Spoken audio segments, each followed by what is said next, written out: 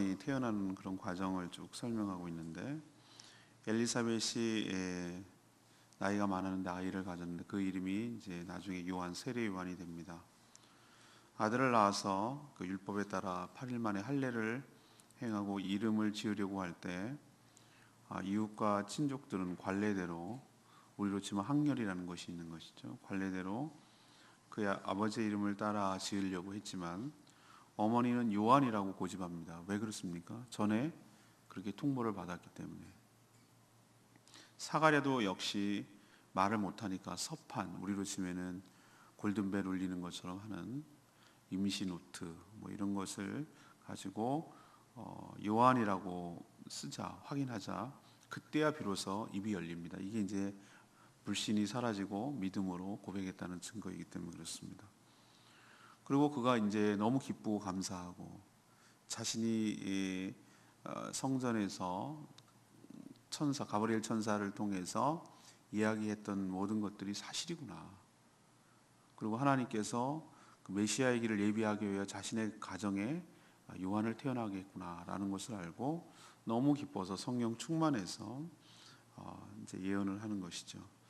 또 장차 아들이 이 오실 메시아를 예비하는 역할, 그 삶을 살 것을 이야기하고, 또 하나님은 이렇게 백성들을 불쌍히 여기셔서 메시아를 보낼 약속을 지키신다라고 이제 고백하는 그런 찬양을 하게 됩니다. 자, 오늘 질문은 이겁니다. 하나님의 뜻은 어떻게 실현되는가? 하나님의 뜻은 어떻게 실현이 되는가? 먼저 57절에서 66절까지 말씀, 하나님의 뜻과 일치할 때 묶인 것이 풀리게 될 줄로 압니다.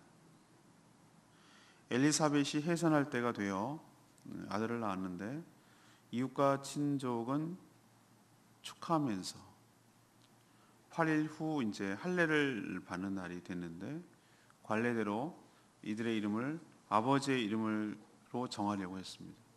우리도 치면 무슨 뭐 2세, 뭐 3세 뭐 이렇게 하는 거 있잖아요.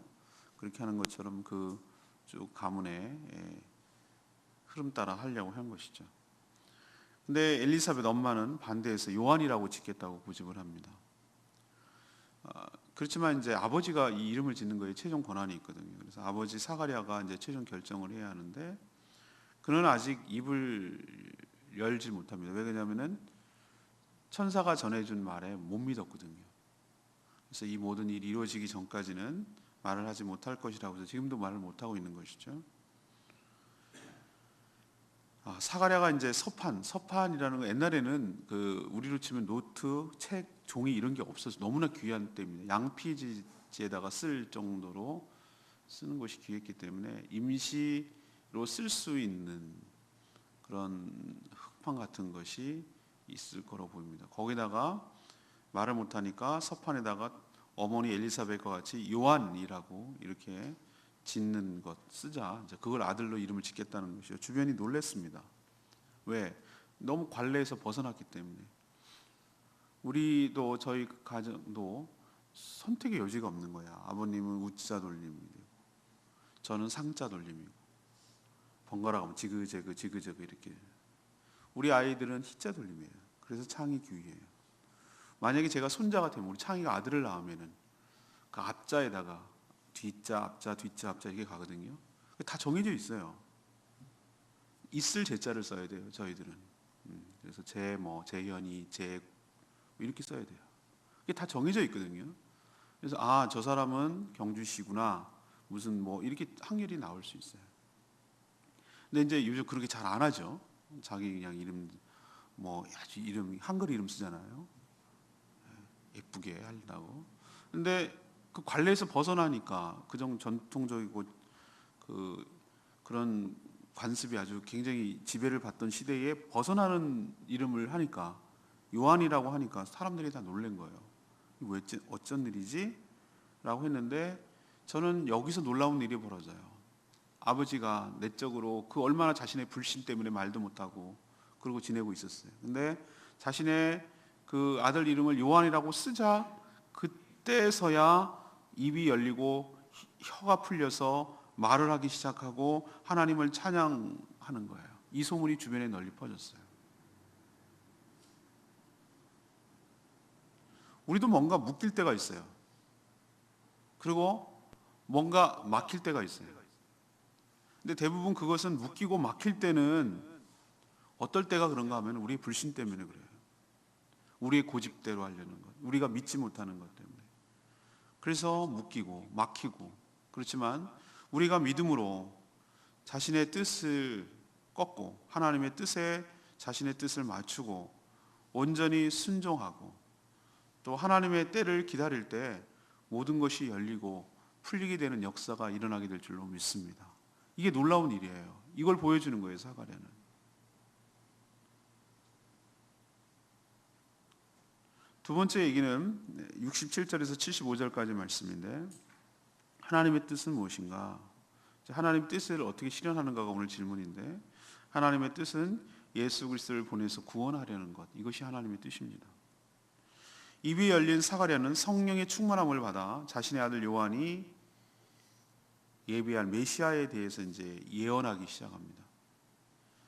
하나님은 언약대로 다윗의 집에 구원의 뿔을 일으켜서 당신의 백성들을 원수 사단, 마귀와 미워하는 모든 자들로부터 구원하시려고 아들 예수 그리스도를 이 땅에 보내셨다. 이렇게 성령으로 정확하게 예언하고 있어요.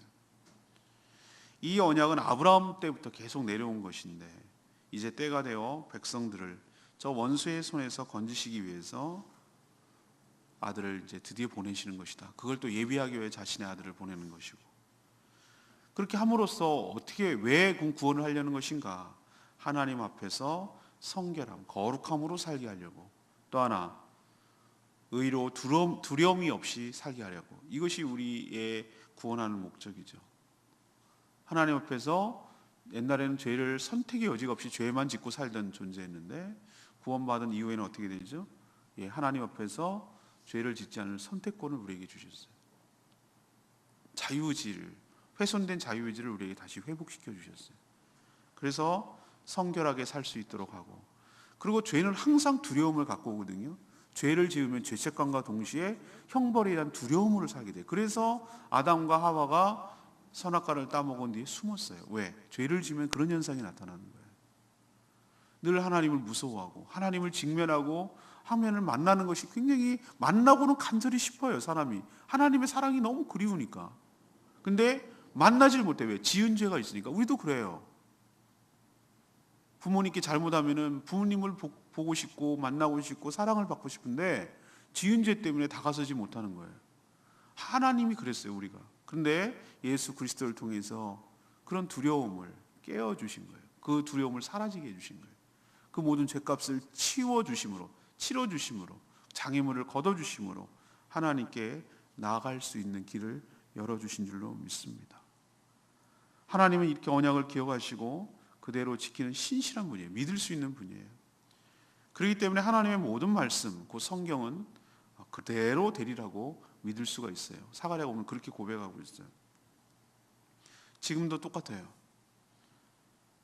그때는 처음으로 오실 메시아를 기다렸다면 우리는 지금 누굴 기다립니까? 다시 오실 메시아를 기다리고 있는 거예요. 마지막 때의 추수가 다 끝나면 왕으로 또 심판주로 이 땅을 심판하시기 위하여 예수 그리스도께서 재림하실 줄로 믿습니다. 하나님의 때와 하나님의 방법은 우리의 생각과 달라요. 우리가 생각할 때는 2000년이 엄청난 시간이지만 하나님은 그렇지 않을 수 있어요. 우리는 이때쯤 오시는 게 맞고 개입하는 것이 맞는데 우리의 생각과 다를 수 있어요. 하나님은 전체를 생각하시고 가장 정확한 타이밍에 가장 지혜로운 방법으로 하나님께서 그 약속을 실현하시고 성취하실 줄로 믿습니다. 항상 사가랴처럼 이런 모든 일이 다 끝나고 나서 믿음으로 고백하잖아요. 예언하잖아요. 성령 충만해서.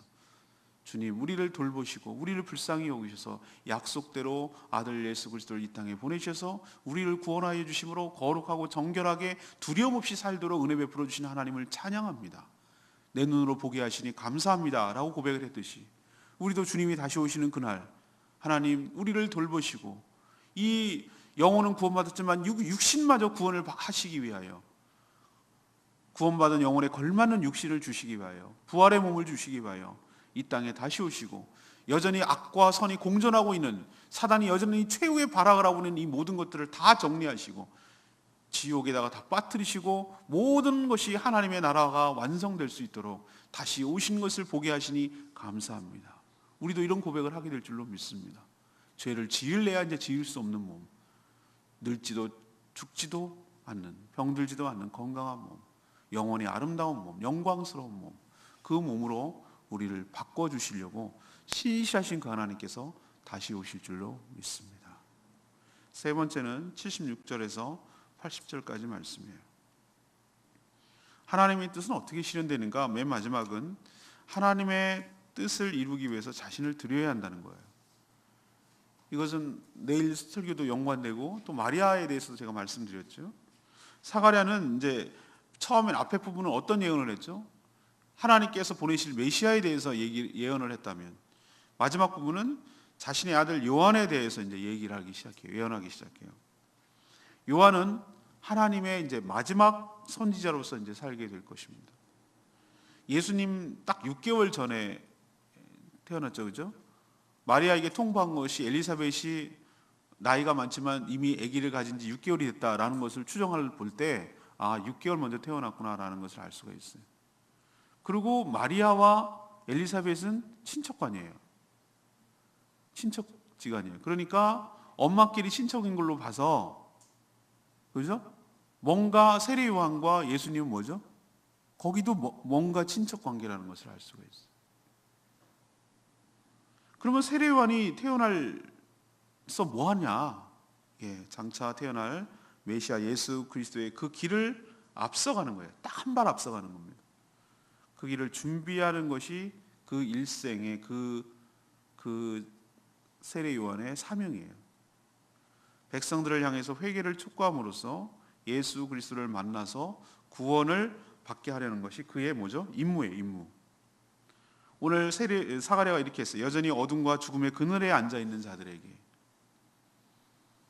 돋는 해처럼 하나님의 긍휼과 죄 사함을 통한 구원을 알리는 그런 역할을 감당할 것이다라고 예언합니다. 정말로 요한은 몸이 자라고 심령이 강해지면서 사역을 감당하기까지 집에 있는 것이 아니라 어디 있었다고요? 빈들에 있었다. 세상에 때묻지 않게 나시린의 삶을 살아가는 것이죠. 거룩하게 살며 그 사역을 준비하고 예비하는 것이죠. 오직 메시아를 통한 인류 구원이라는 하나님의 뜻을 이루기 위해서 자신을 온전히 드린 나시린이자 마지막 선지자의 삶, 구약을 마감하는 그런 삶을 세례 요한이 산 것입니다. 자, 그러면 세례 요한의 삶을 보면서 우리는 어떤 도전을 받습니까? 우리도 나시린의 삶을 살고 다시 오실 예수님을 준비하며 살아가는 저희들 되기를 원합니다. 세상과 구별되고 빈들에 살아라고 해서 진짜 들판에 살라는 얘기가 아니라 이 땅에 살지만 도심 속에 새 속에 물들어서 그렇게 살아가는 것이 아니라 구별된 삶을, 새 속에 물들지 않는 그런 거룩한 삶을 살아야 될 것이고, 또 하나는 무슨 역할을 해야 됩니까? 다시 오실 주님을 전하고 그 길을 예비하고 마지막에 심판받지 않도록 구원하는 일에 우리도 세례 요한과 같은 삶을, 다시 오실 주님을 예비하며 준비하며 살아가는 그런 것이 바로 세례 요한과 같은 동일한 삶이 될 줄로 믿습니다.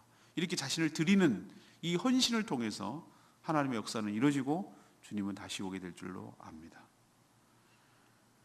76절 말씀이 렘의 말씀인데, 이 아이여 뇌가 지극히 높으신 이의 선지라 일컬음을 받고 주의 앞에 앞서가서 그 일을 준비하며, 이런 표현이 있어요. 세례 요한의 삶이 지금도 필요할까? 이런 질문을 던지면 필요하다고 보는 거죠. 예수님이 다시 오시니까. 그리고 오고 나면 다시 구원의 기회는 없으니까. 그 얘기를 예비하는 것이란 그분만이 유일한 구원의 길이며 하나님의 방법임을 알려서 한 사람이라도 더, 한 영혼이라도 더 구원을 얻게 하는 것, 그게 바로 그 길을 예비하는 것이죠. 하나님은 신실하신 분, 신실한다는 게 무슨 뜻인지 아시죠? 믿을 만한 분, 약속을 지키는 분. 그래서 다시 오겠다, 다시 보내겠다라고 한 그 약속을 반드시 그렇게 이행하셔요. 그러니 오실 메시아를 우리도 세례요한처럼 거룩한 나시린과 선지자로 준비하며 예비하며 살아가는 저희들 되기를 소망합니다. 오늘 세 가지 말씀드렸습니다. 하나님의 뜻은 어떻게 실현되는가라는 것이 오늘 질문이었어요. 하나님의 뜻은 하나님의 뜻에 우리가 일치하지 않을 때, 하나님의 뜻에 순종하지 않을 때는 일어나지 않아요. 꼭 언제 일어나는가? 우리가 불신을 꺾고 우리가 그 하나님의 뜻에 순종할 때. 다시 말해서 사가랴가 아들 이름을 뭐라고 적어야 된다고요? 사가랴라고 적은 것이 아니라 뭐라고 적어야 돼? 요한이라고 적는 거예요. 순종하는 거예요, 그게. 그때 입이 풀리고 말이 열렸다고 그랬어요. 우리가 어떻게 하나님의 역사가 일어나는가, 어떻게 하나님의 뜻이 우리에게 실현되는가, 우리의 불신 상태로는 하나님의 뜻이 일어나질 않아요. 왜 나는 안 되지? 라고 짜증내고 화내지 말고 오늘 사가랴를 보면서 깨닫는 바가 있어야죠. 아, 우리의 불신을 꺾고, 그 불신하면은 막혀요. 입이 막히고 혀가 막히고 묶이고 막혀요. 일이 안 되는 거예요, 안 되는 거예요. 그러나 불신을 회개하고 관례대로 하는 것을 깨고 그 하나님의 뜻에 순종해서, 이 쓴다는 얘기는 내가 그렇게 하겠다, 순종하겠다, 내 불신을 꺾고 그 말씀에 순종하겠다는 뜻이거든요. 아들의 이름을 그렇게 짓겠다니, 천사가 그렇게 얘기를 했으니까 아들 요한이라고 했거든요. 그렇게 하겠다라고 자기가 순종하는 거잖아요. 불신을 꺾는 거잖아요. 그게 회개예요. 회개는 말만 회개하는 것이 아니라 그 삶을 그렇게 하겠다고 하나님의 뜻에 일치시키는 거예요. 그게 회개예요. 그러니까 묶였던 말, 이 혀가, 입이 풀리고 말이 나오기 시작하고, 그렇게 함으로 하나님의 뜻이 실현되고 있잖아요. 진행되잖아요. 여러분도 하나님의 뜻에 일치할 때 묶인 것이 풀리면서 하나님의 뜻이 실현될 줄로 믿습니다. 두 번째 얘기는 뭐예요? 하나님의 뜻은 뭡니까? 예수 그리스도를 보내서 구원받게 하는 게 하나님의 뜻이에요. 자꾸 하나님의 뜻대로 살게 해주세요. 보면 되게 정말 내가 답답한 기도를 하는 분들이 참 많은데, 뜻대로 살게 해주시오. 뜻대로 살게. 맨날 말은 뜻대로 살게 한다 그러는 거예요. 그러면 뜻이 뭐냐 보면 가만히 얘기 들어보면은 자기 뜻이 관철되게 해달라, 그 뜻이에요. 그게 뜻대로 살게, 맨날 뜻대로 살게. 정말 하나님 뜻이 궁금해요? 궁금하냐고요?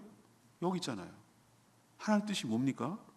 모든 사람들이 주 예수 그리스도를 통해서 구원을 받아 죄사함을 받고 하나님 앞에서 성결하게 살아가고 죄책감과 두려움에서 다 사라지고 두려움 없이 하나님을 섬길 수 있는 그런 평화와 샬롬과 안정과 은혜의 삶을 살아가는 그런 삶을 살게 되는 것이 하나님의 뜻인 줄로 믿습니다. 그것이 죄 때문에 이런 일이 안 생기는 거잖아요. 근데 예수 그리스도를 통해서 이런 것들이 회복됨으로 모든 사람들이 이렇게 살아가는 것, 그리고 그것을 살아가도록 우리가 기여하고 돕고 헌신하는 것, 이것이 하나님의 뜻인 줄로 믿습니다.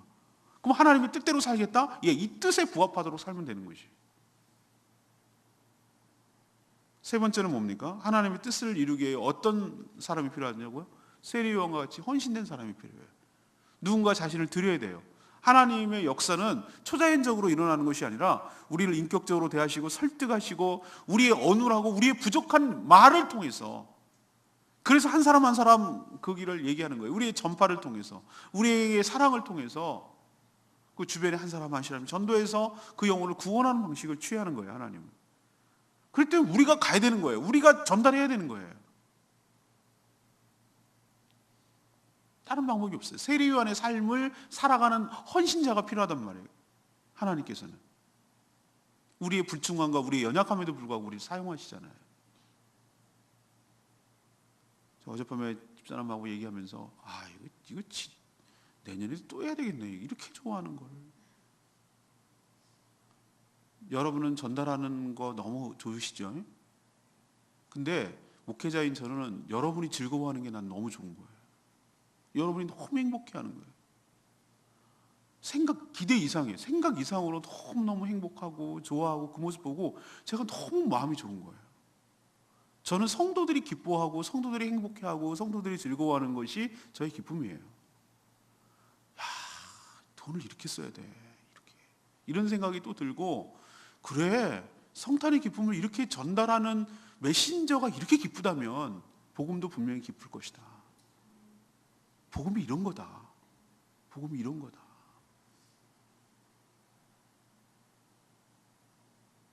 아이들에게도 복음이 있다는 걸 내가 알았어. 근데 사무실에서 들으면은 어떤 놈이 먼저 떡볶이 먹고 나가요. 저기 나가고 있어요. 저쪽에 가고 있는데 친구들한테 막 얘기하는 거야. 뒷다리 맛있어. 되게 맛있어. 빨리 가봐. 막 이러는 거예요. 거기 가는데 애가 이제 집 먹었다 이거지. 자기랑 아는 애한테 복음을 얘기해 주는 거예요. 거기 가면 맛있는 떡볶이 먹을 수 있어. 그렇구나. 먼저 우리가 복음을 그러니까 여러분들이 정말 복음은 정말 기쁜 소식이야. 우리가 예수 그리스도를 믿는다는 것은 너무 행복하고 좋은 거야 라는 것을 내가 먼저 충분히 누리고 경험하지 못하면 남들한테 얘기할 수가 없어요. 전도가 왜 안 되냐? 내가 먼저 누리지 못했거든. 내가 그 확신이 없거든. 그러니까 남한테 얘기를 못하는 거야. 진짜로 좋아 라고 얘기하면 나도 모르게 나와요. 진짜거든? 가짜 아니거든? 정말 행복해. 교회 그런 곳 아니야. 너무 좋은 곳이야. 예수를 믿는다는 이런 거야. 이렇게 행복한 거야 라고 내가 먼저 확신이 있어야 돼요. 그래야 내가 헌신이 일어나는 거예요. 근데 하나님은 희한하게도 그 먼저 경험한 헌신자를 통해서 그 복음에 헌신하는 사람들을 전하는 그 복음을 통해서 또 다른 사람이 오고 또 다른 사람이 있도록 그런 방식을 취해요. 한꺼번에 하지 않아요. 하나님은 한 사람 먼저 믿은 사람이 그 놀라운 소식을 전함을 통해서 주님께로 돌아오게 하고 하나님을 믿게 하고 그 놀라운 은혜를 경험하도록 그런 방식을 취해요. 그렇기 때문에 누군가는 이 복음을 전하는 일이 어떻게 된다고요? 헌신해야 돼요. 헌신하지만 안 일어나요, 이런 일들. 누군가는 그 케이크를 전달하는 사람이 필요한 거예요. 그렇죠? 아무리 좋은 게 있으면 뭐 할 건데요, 여기. 100개 있으면 그걸 누구에게 전달할 거며 누가 전달할 거며 어떻게 전달? 이 방법을 우리가 해야 되잖아요. 그렇죠? 케이크 있는다는 게 그게 뭐가 중요해? 케이크를 어떻게 적재적소에 적절한 시기에 전달할 거냐. 근데 희한하죠? 우리는 받는 사람이 기쁠 것 같은데, 받는 사람만 기쁠 것 같은데 아니요. 주는 하나님도 기쁘시고 전달하는 우리도 너무 기뻐요. 희한해요. 그게 1+1이 1만 가는 게 아니라 하나님의 사랑이 더해져서 2, 3이 아닌 10, 100, 1000이 되는 거예요. 희한한 원리예요. 하나님의 사랑이 은혜가 더해지니까 그 똑같은 케이크 뭐 사서 먹으면 되는 거지. 근데 희한하게도 우리 모두를 따뜻하게 하고 우리 모두를 기쁘게 하고 우리 모두를 행복하게 해요. 거기 뭐가 들어갔기 때문에? 하나님의 사랑과 은혜가 충만하게 들어갔기 때문에.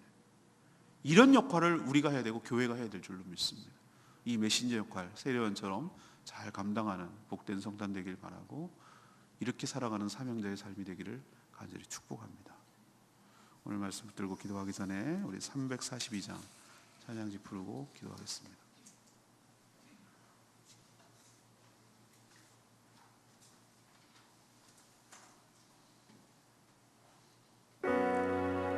(342장) 찬양집 342장. 나의 반석이신 하나님, 신실하신 하나님, 그 행하신 모든 일이 완전합니다.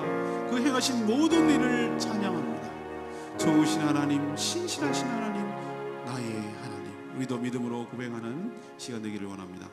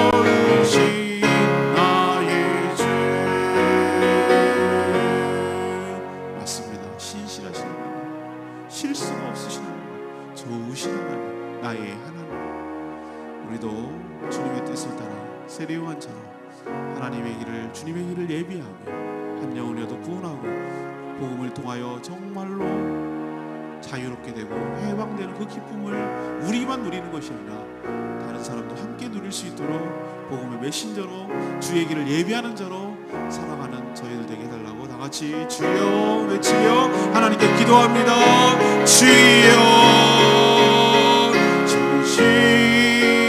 진실하신 하나님 실수가 없으신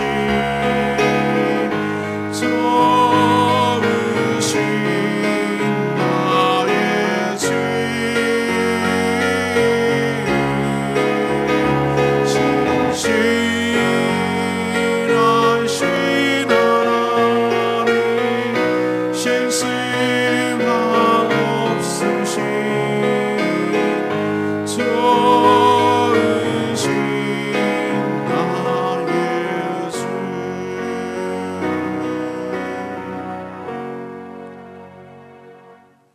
하나님, 저희들도 믿음 없음을 고백합니다.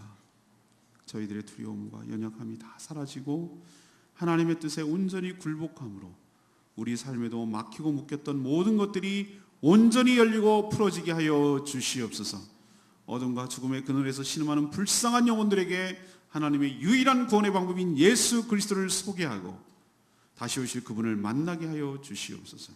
제 이름의 길을 예비하기 위하여 저희들이 세례요한과 같이 세상에 물들지 않고 빈들에 살며 거룩하게 살아가는 신실한 주의 종들이 다 되게 하여 주시옵소서. 내일은 성탄절이자 거룩한 주일입니다. 또 세례식도 있습니다. 사랑하는 모든 성도들이 온전히 주일을 준비하며 거룩한 예배자로 서게 하여 주시옵소서. 오늘도 하나님을 간구하고 기도하는 모든 것들 응답하여 주시고 준비하는 손길을 복되게 하사 기쁨으로 섬기게 하여 주시옵소서. 주님께 모든 것 맡겼고 예수 그리스도의 이름으로 축복하며 기도합니다. 아멘. 오늘 하루도 주님의 은혜 가운데 살아가는 복된 하루 되길 축복합니다.